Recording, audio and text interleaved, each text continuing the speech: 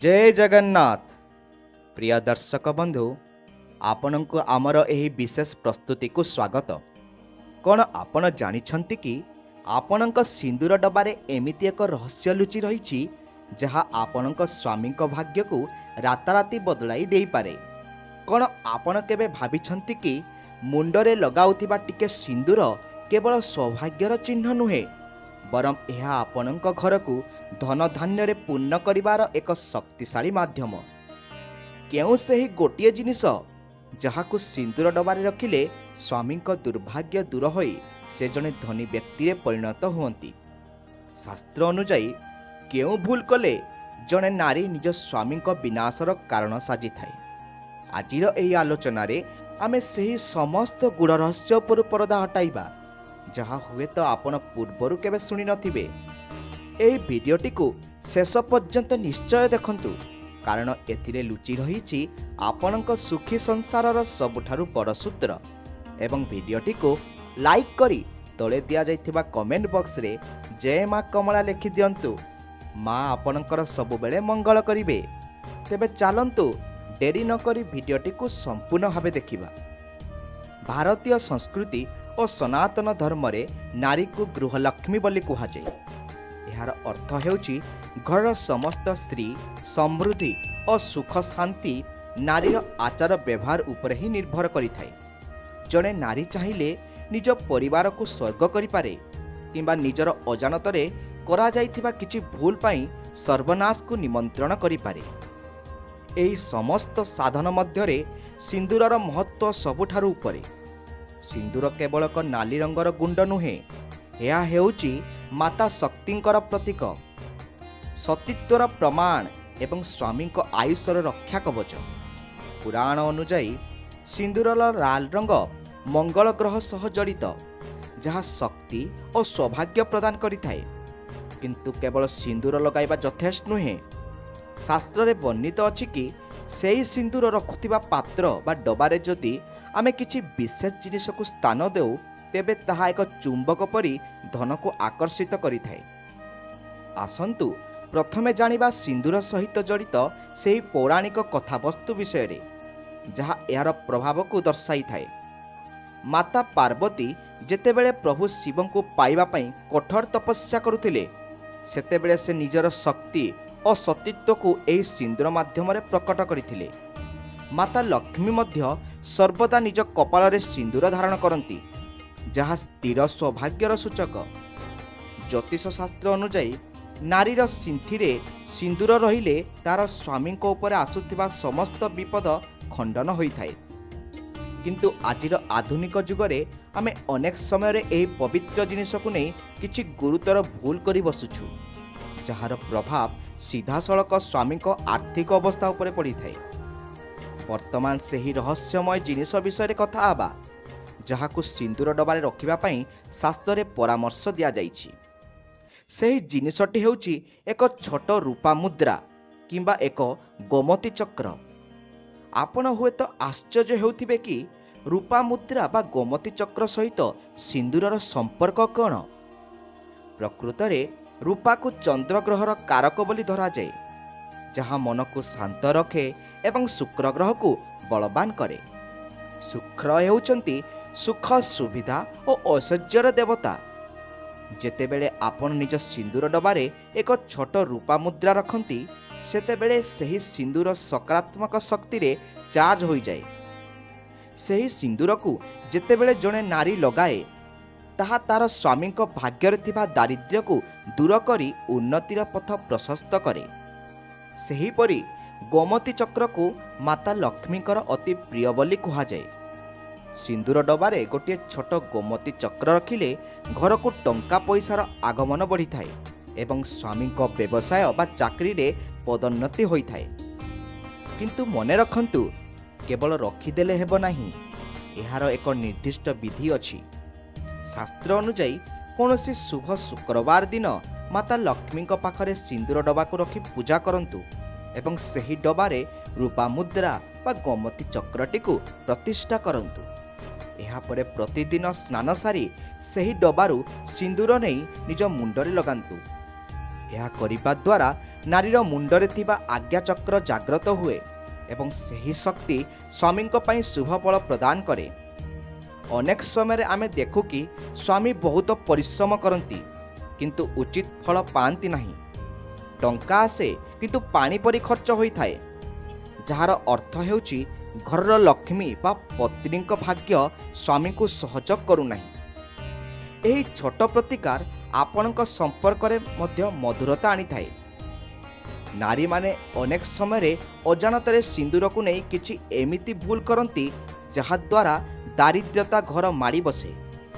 ଆପଣ ଜାଣିଛନ୍ତି କି କେବେ ବି ଅନ୍ୟର ସିନ୍ଦୁର ଡବାରୁ ସିନ୍ଦୁର ଲଗାଇବା ଉଚିତ ନୁହେଁ କିମ୍ବା ନିଜର ବ୍ୟବହାର କରୁଥିବା ସିନ୍ଦୁର ଅନ୍ୟ କାହାକୁ ଦେବା ଉଚିତ ନୁହେଁ। ଏହା କରିବା ଦ୍ୱାରା ଆପଣଙ୍କ ଭାଗ୍ୟ ଅନ୍ୟ ପାଖକୁ ଚାଲିଯାଏ ଏବଂ ଆପଣଙ୍କ ସ୍ୱାମୀଙ୍କ ଭାଗ୍ୟ ଦୁର୍ବଳ ହୋଇଯାଏ। ସେହିପରି ଅଇଁଠା ହାତରେ ସିନ୍ଦୁର ଛୁଇଁବା ବା କେଶ ନ କୁଣ୍ଡାଇ ସିନ୍ଦୁର ଲଗାଇବା ମଧ୍ୟ ଅଶୁଭ ବୋଲି ବିବେଚନା କରାଯାଏ। ଶାସ୍ତ୍ର କହେ ସିନ୍ଦୁର ସର୍ବଦା ନିଜର ହୋଇଥିବା ଦରକାର ଏବଂ ଏହାକୁ ଅତି ଯତ୍ନର ସହ ସୁରକ୍ଷିତ ସ୍ଥାନରେ ରଖିବା ଉଚିତ। ଯେଉଁ ଘରେ ସିନ୍ଦୁର ଡବା ଖୋଲା ପଡ଼ିଥାଏ, ଏଣେ ତେଣେ ଗଡ଼ୁଥାଏ, ସେହି ଘରେ ମା ଲକ୍ଷ୍ମୀ କେବେ ବି ବାସ କରନ୍ତି ନାହିଁ। ଦର୍ଶକ ବନ୍ଧୁ, ସିନ୍ଦୁର ଲଗାଇବା ସମୟରେ କେଉଁ ଆଙ୍ଗୁଠି ବ୍ୟବହାର କରୁଛନ୍ତି ତାହା ମଧ୍ୟ ଅତ୍ୟନ୍ତ ଗୁରୁତ୍ୱପୂର୍ଣ୍ଣ। ପ୍ରାୟତଃ ମହିଳାମାନେ ଯେକୌଣସି ଆଙ୍ଗୁଠିରେ ସିନ୍ଦୁର ଲଗାଇ ଦିଅନ୍ତି, କିନ୍ତୁ ଶାସ୍ତ୍ର ଅନୁଯାୟୀ କେବଳ ଅନାମିକା ବା ମୁଦି ଆଙ୍ଗୁଠିରେ ସିନ୍ଦୁର ଲଗାଇବା ସବୁଠାରୁ ଶ୍ରେଷ୍ଠ। ଏହାଦ୍ୱାରା ମାନସିକ ଶାନ୍ତି ମିଳିଥାଏ ଏବଂ ସ୍ୱାମୀଙ୍କ ଆୟୁ ବୃଦ୍ଧି ହୋଇଥାଏ। ଯଦି ଆପଣଙ୍କ ସ୍ୱାମୀଙ୍କ ଉପରେ କିଛି କରଜ ଅଛି ବା ଆର୍ଥିକ ସମସ୍ୟା ଲାଗି ରହୁଛି, ତେବେ ସିନ୍ଦୁର ଡବାରେ ଏକ ଛୋଟ ଲବଙ୍ଗ ରଖିବା ମଧ୍ୟ ବହୁତ ଫଳଦାୟକ ହୋଇଥାଏ।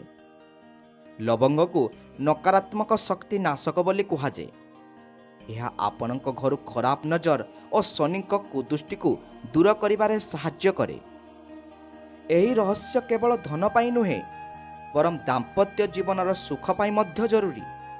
ପୁରାଣରେ ବର୍ଣ୍ଣିତ ଅଛି କି ଯେଉଁ ସ୍ତ୍ରୀ ସିନ୍ଦୁରରେ ମର୍ଯ୍ୟାଦା ରକ୍ଷା କରେ, ଯମରାଜ ମଧ୍ୟ ସେହି ସ୍ତ୍ରୀର ସ୍ୱାମୀଙ୍କୁ ଛୁଇଁବାକୁ ଭୟ କରନ୍ତି। ଆପଣ ସତ୍ୟବାନ ସାବିତ୍ରୀଙ୍କ କଥା ଜାଣିଥିବେ। ସାବିତ୍ରୀ ନିଜର ସତୀତ୍ୱ ଓ ସିନ୍ଦୁରର ଶକ୍ତି ବଳରେ ଯମରାଜଙ୍କ ଠାରୁ ନିଜ ସ୍ୱାମୀଙ୍କ ପ୍ରାଣ ଫେରାଇ ଆଣିଥିଲେ। ସେହି ଶକ୍ତି ଆଜି ମଧ୍ୟ ପ୍ରତ୍ୟେକ ନାରୀଙ୍କ ପାଖରେ ଅଛି। କେବଳ ଆବଶ୍ୟକ ହେଉଛି ସଠିକ୍ ବିଧି ଓ ଶ୍ରଦ୍ଧାର ସହ ଏହାକୁ ପାଳନ କରିବା।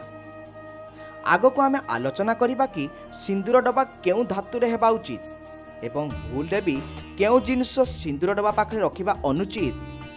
ଯଦି ଆପଣ ଏହି ପର୍ଯ୍ୟନ୍ତ ଭିଡ଼ିଓଟି ଦେଖିଛନ୍ତି, ତେବେ ନିଶ୍ଚୟ ଆପଣ ନିଜ ସ୍ୱାମୀଙ୍କ ମଙ୍ଗଳ ଚାହୁଁଛନ୍ତି। ତେଣୁ ଏହି ସୂଚନାଗୁଡ଼ିକ ମନ ଦେଇ ଶୁଣନ୍ତୁ। ପ୍ରଥମରୁ ଆମେ ଜାଣିଲେ ସିନ୍ଦୁର ଡବାରେ ରୂପା ମୁଦ୍ରା ବା ଗୋମତୀ ଚକ୍ର ରଖିବାର ଚମତ୍କାର। ଆଗକୁ ଆମେ ଆହୁରି ଗଭୀର ରହସ୍ୟ ବିଷୟରେ ଜାଣିବା, ଯାହା ଆପଣଙ୍କ ଜୀବନର ମୋଡ଼ ବଦଳାଇ ଦେବ। ଏହା ମନେ ରଖନ୍ତୁ କି ବିଶ୍ୱାସରେ ହିଁ ଭଗବାନ ବାସ କରନ୍ତି। ଆପଣଙ୍କର ଗୋଟିଏ ଛୋଟ ପଦକ୍ଷେପ ଆପଣଙ୍କ ପରିବାରକୁ କୋଟିପତି କରିପାରେ। କ'ଣ ହୁଏ ଯେତେବେଳେ ସିନ୍ଦୁର ତଳେ ପଡ଼ିଯାଏ? କ'ଣ ଏହା କୌଣସି ଅଶୁଭ ସଂକେତ?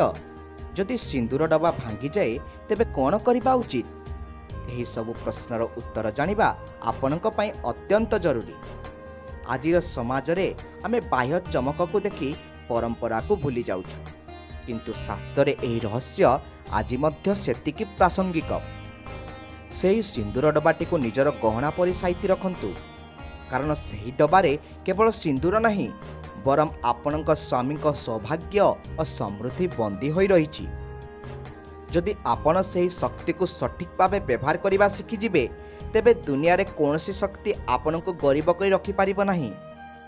ଚାଲନ୍ତୁ ଏବେ ଜାଣିବା ସେହି ସମସ୍ତ ଭୁଲ ବିଷୟରେ ଯାହା ସାଧାରଣତଃ ମହିଳାମାନେ କରିଥାନ୍ତି ଏବଂ ଯାହାଦ୍ୱାରା ଘରକୁ ଲକ୍ଷ୍ମୀ ଆସିବା ବନ୍ଦ ହୋଇଯାଏ। ଏହି ଯାତ୍ରା ଆହୁରି ରୋମାଞ୍ଚକର ହେବାକୁ ଯାଉଛି, କାରଣ ସିନ୍ଦୁର ସହିତ ଜଡ଼ିତ ଶାସ୍ତ୍ରୀୟ ରହସ୍ୟ ଅତ୍ୟନ୍ତ ଗଭୀର। ଦର୍ଶକ ବନ୍ଧୁ, ଆମେ ଜାଣିଲେ ସିନ୍ଦୁରର ସାମାନ୍ୟ କିଛି ରହସ୍ୟ ଏବଂ କିପରି ଏକ ରୂପା ମୁଦ୍ରା ଆପଣଙ୍କ ଜୀବନ ବଦଳାଇ ଦେଇପାରେ। କିନ୍ତୁ ଏବେ ଯାହା ମୁଁ କହିବାକୁ ଯାଉଛି, ତାହା ଶୁଣିଲେ ଆପଣଙ୍କ ଲୋମ ଟାଙ୍ଗୁରି ଉଠିବ।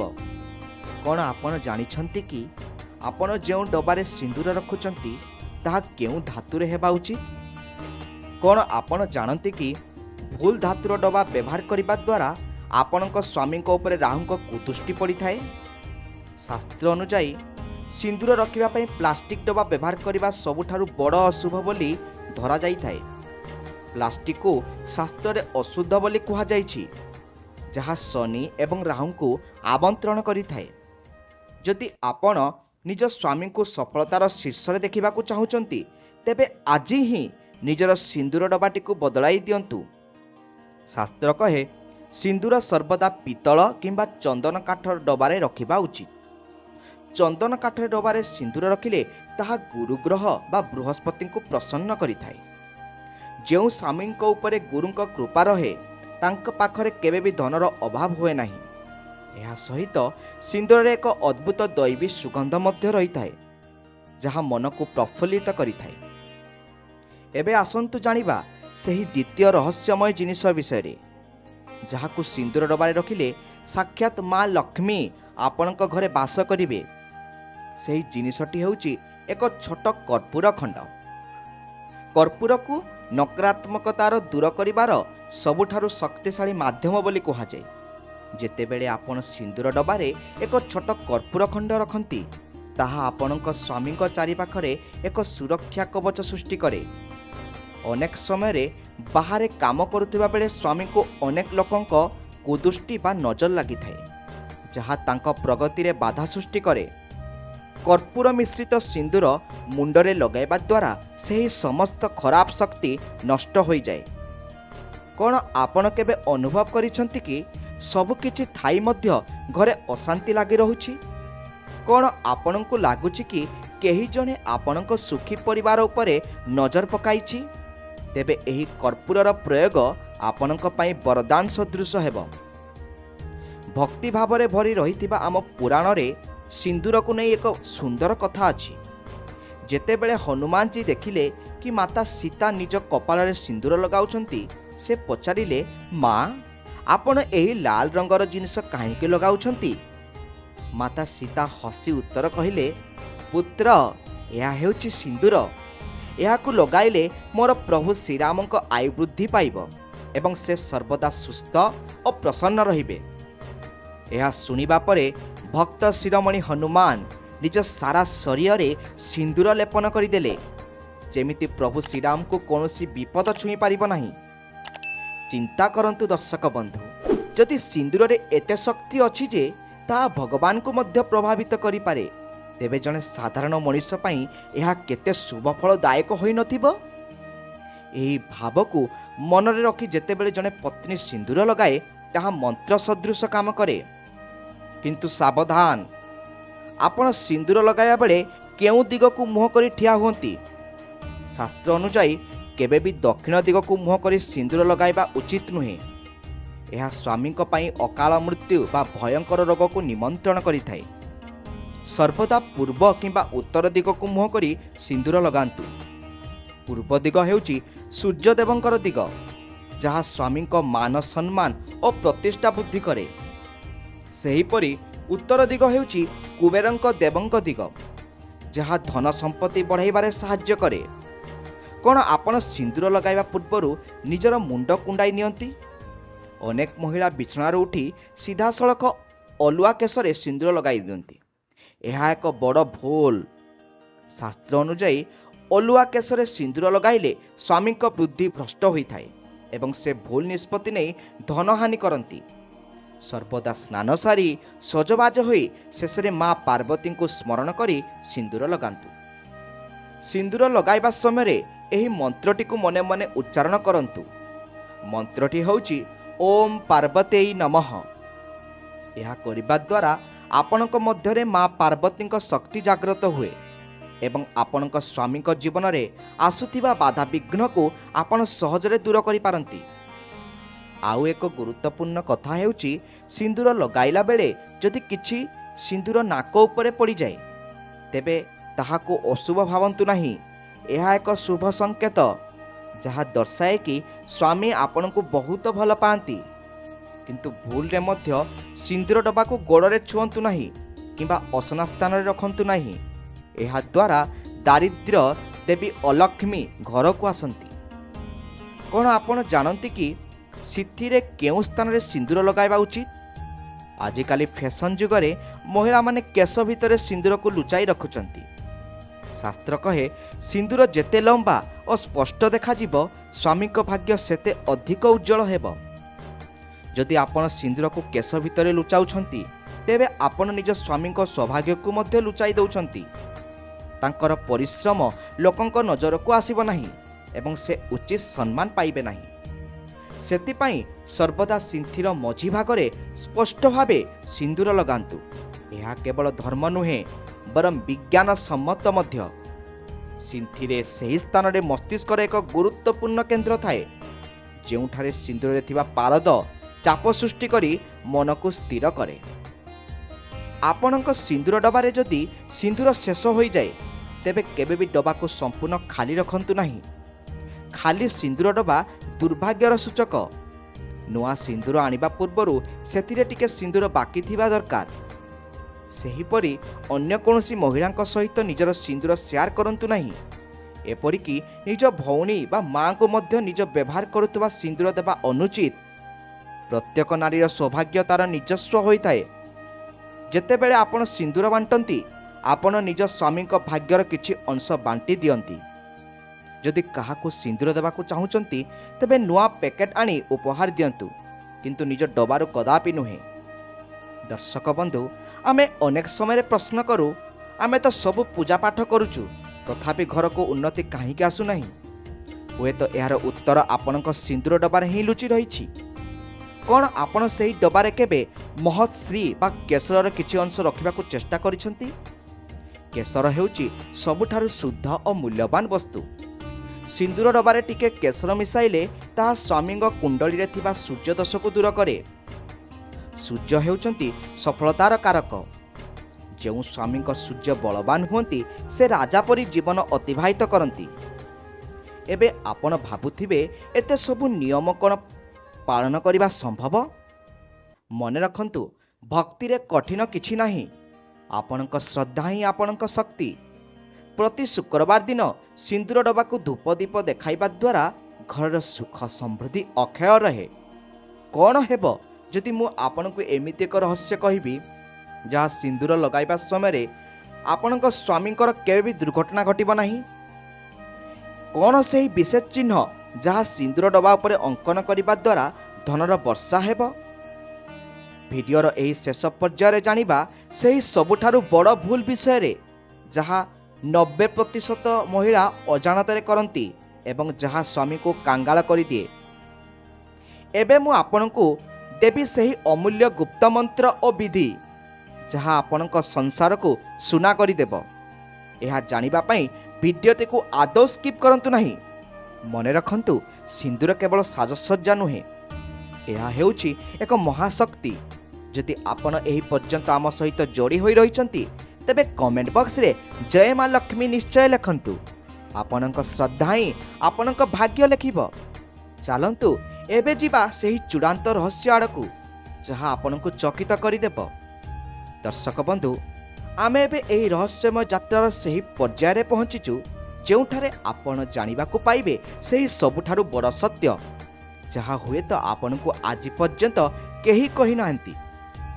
କ'ଣ ଆପଣ ଜାଣନ୍ତି କି, ସବୁକିଛି ଠିକ୍ କରିବା ସତ୍ତ୍ୱେ ମଧ୍ୟ କାହିଁକି କିଛି ମହିଳାଙ୍କ ସ୍ୱାମୀ ସର୍ବଦା ଆର୍ଥିକ ଟାଣଟୁଣ ମଧ୍ୟରେ ଗତି କରନ୍ତି? କ'ଣ ଆପଣ ଜାଣନ୍ତି କି ସିନ୍ଦୁର ଡବାରେ ରଖାଯାଇଥିବା ଏକ ଅତି ସାଧାରଣ ଜିନିଷ ଆପଣଙ୍କୁ କାଙ୍ଗାଳରୁ କୋଟିପତି କରିବାର କ୍ଷମତା ରଖେ? ଆମେ ପ୍ରଥମେ ଆଲୋଚନା କରିବା ସେହି ମହାଶକ୍ତିଶାଳୀ ଜିନିଷ ବିଷୟରେ, ଯାହାକୁ ସିନ୍ଦୁର ଡବାରେ ରଖିଲେ ସ୍ୱାମୀଙ୍କର ଭାଗ୍ୟ ସୂର୍ଯ୍ୟ ପରି ଚମକି ଉଠିବ। ସେହି ଜିନିଷଟି ହେଉଛି ହଳଦିଆ କଉଡ଼ି। ଶାସ୍ତ୍ର ଅନୁଯାୟୀ କଉଡ଼ି ହେଉଛି ମାତା ଲକ୍ଷ୍ମୀଙ୍କର ସମୁଦ୍ରରୁ ଜନ୍ମିତ ଭଉଣୀ। ଯେଉଁଠାରେ ହଳଦିଆ କଉଡ଼ି ଥାଏ, ସେଠାକୁ ମା ଲକ୍ଷ୍ମୀ ନିଜେ ଚାଲି ଆସନ୍ତି। ଆପଣଙ୍କୁ କେବଳ ଏତିକି କରିବାକୁ ହେବ କି, ଏକ ଛୋଟ ହଳଦିଆ କଉଡ଼ିକୁ ଶୁଦ୍ଧ ଗଙ୍ଗା ଜଳରେ ଧୋଇ ସେଥିରେ ଟିକେ ଚନ୍ଦନ ଲଗାଇ ନିଜ ସିନ୍ଦୁର ଡବାରେ ରଖିଦିଅନ୍ତୁ। ଏହାଦ୍ୱାରା ଆପଣଙ୍କ ସିନ୍ଦୁର ଏକ ସିଦ୍ଧ ସିନ୍ଦୁରରେ ପରିଣତ ହେବ।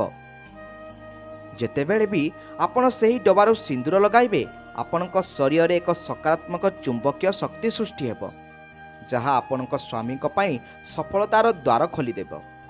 କିନ୍ତୁ ସାବଧାନ, ସିନ୍ଦୁର ଲଗାଇବା ସମୟରେ କିଛି ଏମିତି ଭୁଲ ଅଛି ଯାହାକୁ କଲେ ଆପଣ ନିଜ ସ୍ୱାମୀଙ୍କ ଆୟୁଷ ଓ ଧନକୁ କ୍ଷୟ କରିଥାନ୍ତି।